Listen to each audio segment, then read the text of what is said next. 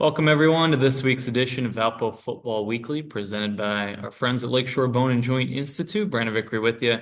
Glad to be joined by the head coach of the Valpo football program, Landon Fox. And coach, when you have a big rivalry game and you're playing for a trophy, the highs are always a little higher and the lows, unfortunately, are always a little lower.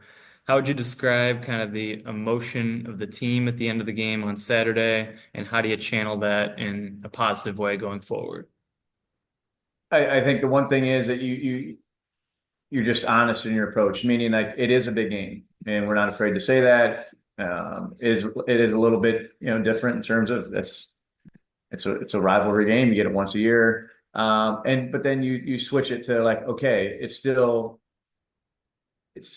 process doesn't change. Like how you approach it from a week to week doesn't change. Of here's how you do it, here's how you get ready for the game, and okay, now we go again. I think the one thing that we want to take from it and share this with the team, there were a lot of good things in terms of, I mean, we had a lot of focus, intentionality, and behind what we were doing. We played really, really hard. And I'm not one to, I think my praise at times is not always. I'm not always that guy that's going to tell you how great you did. But they'll see it on film, some of the things that we did well. Can we build on that? Can we continue to do those things? And if we can, it can allow us to be a good football team. But we can't, and I know this is cliche, but we can't come back and have get beat twice by the same team. You got to move on to the next one. We play a good Dayton team. That's got to be our focus. I do want to get to all those positives from the game in just a moment, but as you did watch the film back, maybe what stood out as one or two things that you could have done differently or you can do differently going forward to get over the hump in a game like that?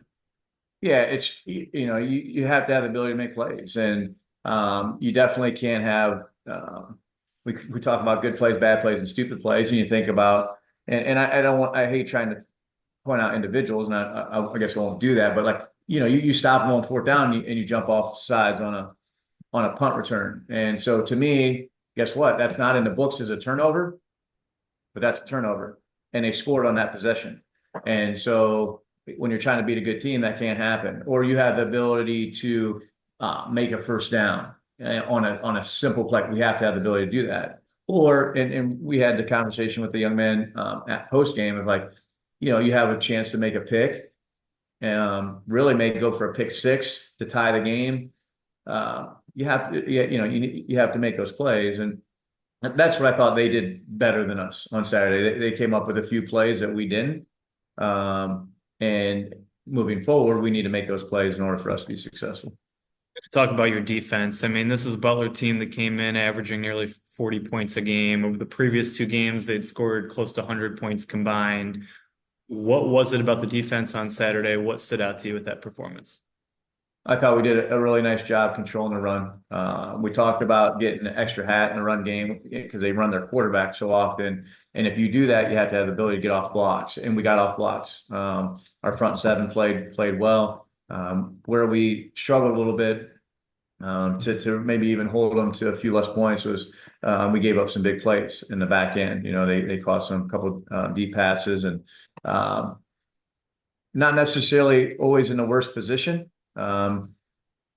We could improve it at times in what we were doing, but they did a nice job, made a few plays over the top of us, and credit them for that. Gary Givens had a big day with some big catches, close to 100 receiving yards on Saturday. What stood out to you about him as a freshman? What has impressed you about his rookie campaign? Yeah, he's very coachable. That's the one thing that I've enjoyed being around Champ is that like he's like a sponge. He wants the knowledge. Hey, tell me, coach, how do I do it? How can I be really good? And there's a lot of intentionality and a lot of focus behind what he does. Is he perfect? No, not by any means, but he has that ability to want to be really good. And then we found ways to get him the ball. And then in some of those plays that he made, though, his teammates were in really good position to block and set him up to allow him to have the success he did. And now once he put it in his hands, he did a really nice job in terms of making some guys miss, which allowed for some big plays.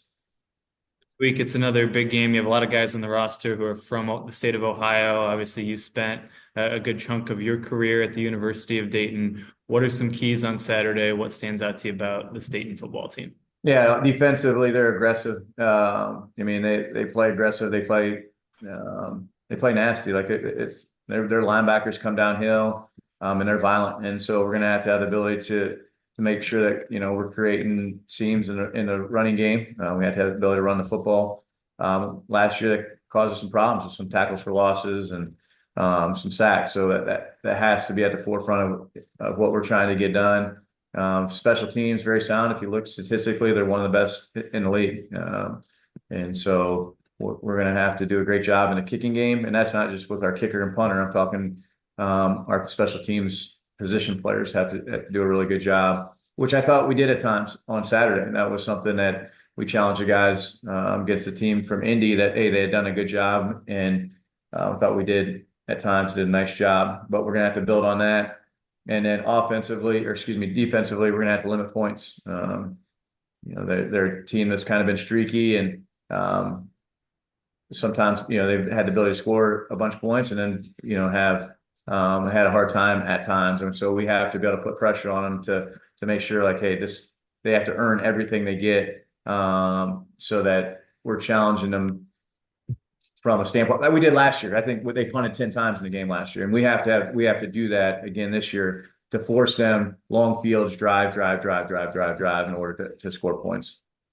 And for the program's first win at Dayton since 2003. The game begins at noon Eastern, 11 a.m. Central Time. You can watch from home on Facebook Live. The link to the coverage will be on valpoathletics.com. We'll talk to everybody again next week on Valpo Football Weekly, presented by Lakeshore Bone and Joint Institute.